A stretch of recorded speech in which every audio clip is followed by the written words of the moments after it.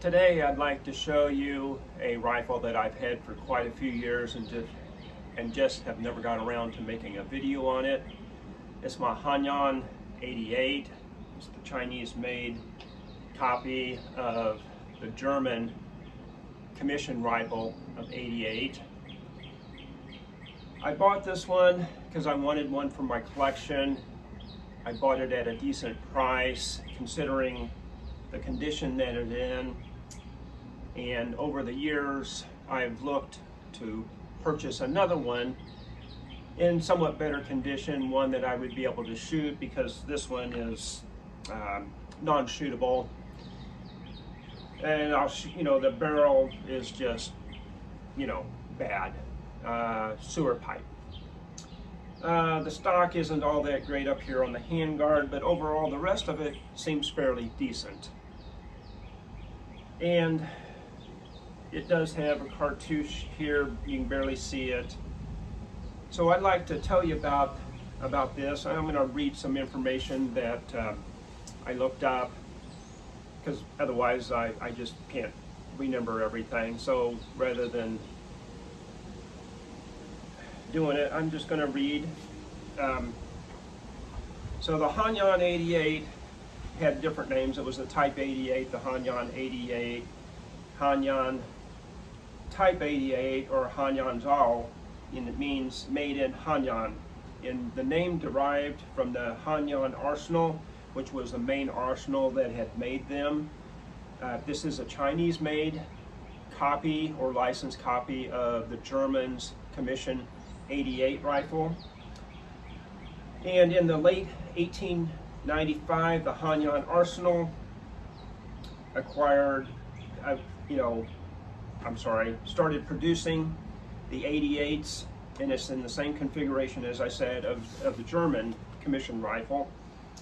And originally it had the name of the old shrouded barrel, or the double-barreled rifle, because of the barrel shroud. This one doesn't have it because in 1904 they deleted that, made the barrel thicker to take up the space for the barrel bands and everything. And in 1910, the top handguard was added in through here and changed the rear sight based on the Kar 98. The Hanyang Arsenal was one of the largest and oldest modern arsenals in China, and originally the arsenal was known as the and I don't know if I'm going to be pronouncing this right, Hubei Arsenal. In June of 1894, an industrial accident started a fire which destroyed all the equipment with most of the building.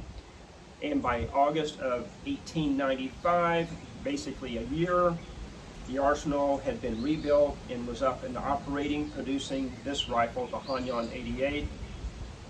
The Hanyang 88 was to be replaced as the standard Chinese rifle by the Chiang Kai-shek rifle, yet it never really was, nor was there any mass conversion of the Hanyang 88 from the bottlenose to the Spitzer.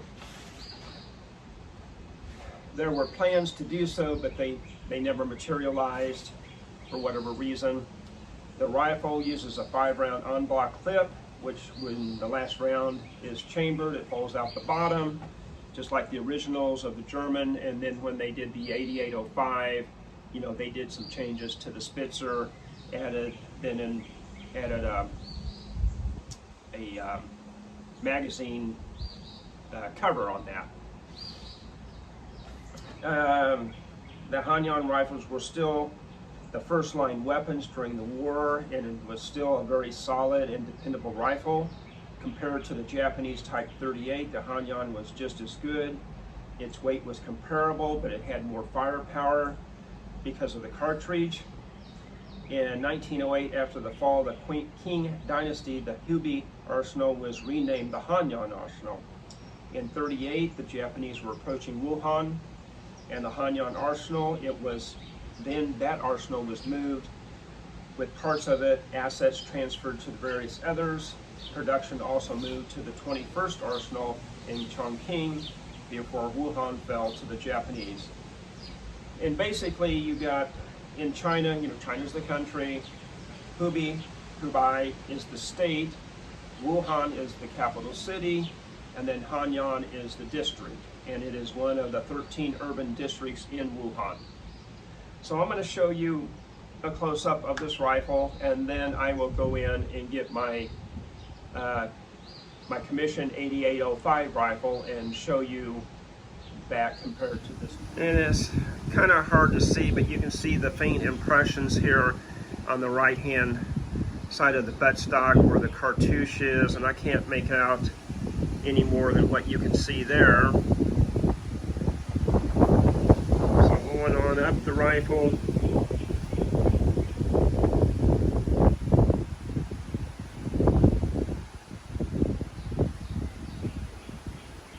And here's the upper hand guard, which, you know, I have no idea, you know, is this from the war? Was this just something they used to batter something with, or just deteriorated with age?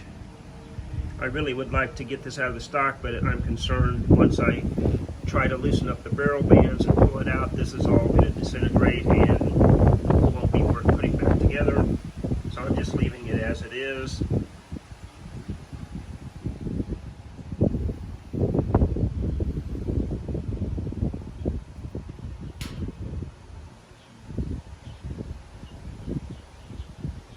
And it's the same as the 88 commission rifle, which used the bottle nose, and then the unblocked clip came out the bottom when the last round was stripped off and chambered.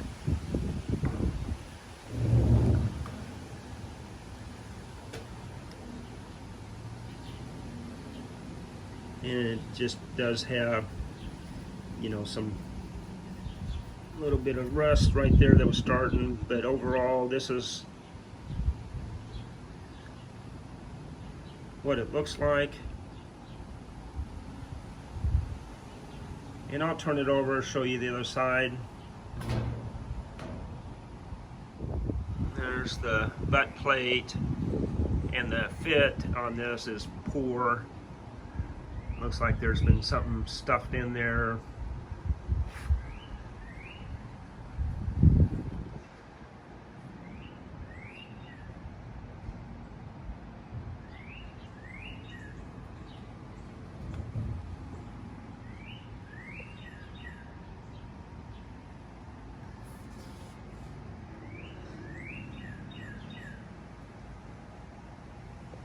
And what I'll do is I'll go get my the 8805 commission rifle that I have. And on the rifle here, the bolt does function. And it's fairly smooth. And right here, depressing this is when you pull the bolt back, that releases it so it'll come out. Alright, the bottom one is my Hanyang 88. The top is the German 8805 commission rifle that I have.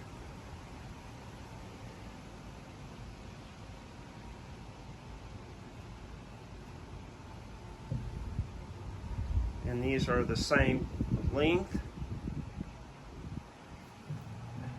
This has the difference up here for the mounting of the bayonet versus this one's on the bottom.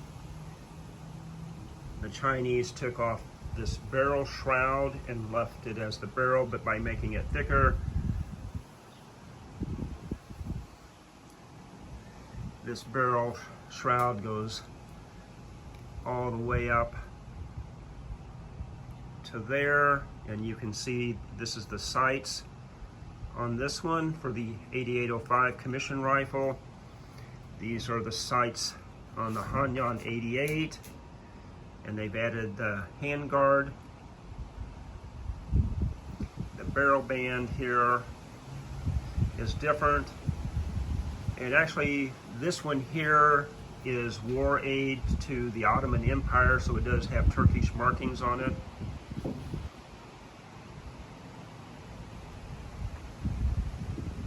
And here they added that to the bottom to retain,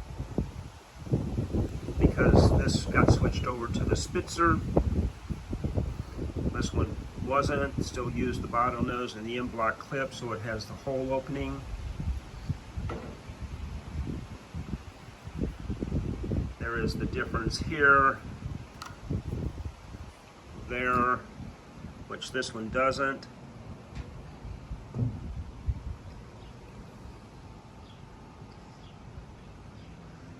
Somewhat different manufacturing for the rear swivel. That's more beefier.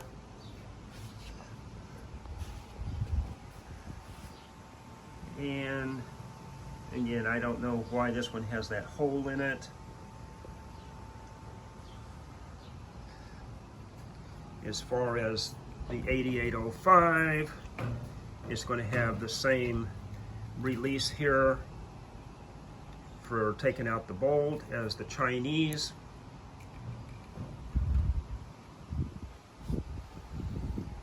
So at some point I really would like to get another 88, one that's in shootable condition. This was just one that I would have for my collection until I acquired it. I have seen some come on for sale, but at those times, you know, I don't have the money to purchase it, and so I'll wait and see what happens.